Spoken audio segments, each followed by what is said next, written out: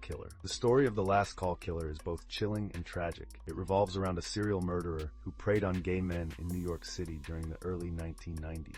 The killer, later identified as Richard Rogers, carried out his crimes with an unsettling level of precision and coldness, leaving the LGBTQ+ community and law enforcement both horrified and perplexed for years. During this time, New York City was a hub for the LGBTQ+ community, despite the lingering shadow of the AIDS crisis and societal stigma. Gay bars provided a sanctuary for many, offering a sense of belonging and freedom. However, these very spaces became hunting grounds for the Last Call Killer, whose brutal acts shattered the illusion of safety. The nickname Last Call Killer was derived from the fact that Rogers often targeted his victims late at night. This was around closing time at bars. He blended into the scene seamlessly, appearing unassuming and trustworthy, which allowed him to lure his victims without raising suspicion.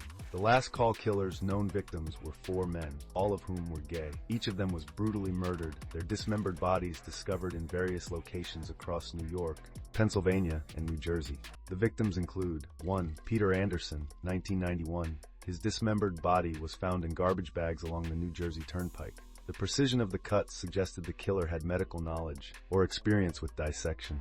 2. Thomas Mulcahy, 1992. A 57-year-old businessman, Mulcahy was last seen alive at a piano bar in Manhattan. His body was found in multiple garbage bags near the Garden State Parkway in New Jersey. Like Anderson, his remains showed evidence of methodical dismemberment. Anthony Marrero, 1993. Marrero, a 44-year-old sex worker, was found in garbage bags in a rural area of Rockland County, New York. His death fit the killer's established pattern.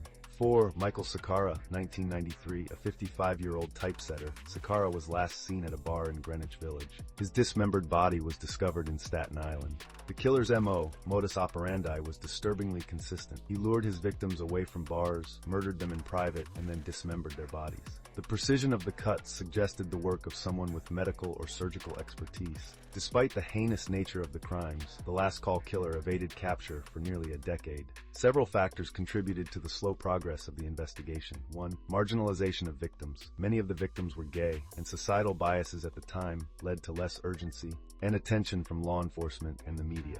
2. Lack of forensic advances. The early 1990s were a time before the widespread use of DNA evidence in criminal investigations, which limited the tools available to detectives. The killer's cunning. Rogers was meticulous in covering his tracks. He avoided leaving behind obvious evidence and committed his crimes in a way that made it difficult to link him directly to the murders. The LGBTQ+ community, already under significant societal pressure, felt particularly vulnerable during this time. Activists and community leaders pushed for greater attention to the case. But the lack of leads made progress agonizingly slow. The case went cold for years until advances in forensic technology provided a breakthrough. In 2001, investigators re-examined evidence from the crime scenes using modern DNA testing techniques. They were able to link DNA found on the garbage bags containing the victims' remains to a single suspect, Richard Rogers. Rogers was a seemingly ordinary man, a former nurse and graduate of the University of Maine. He worked at Mount Sinai Hospital in New York City. His background in healthcare explained the surgical precision with which he dismembered his victims. Further investigation revealed that Rogers had a dark past.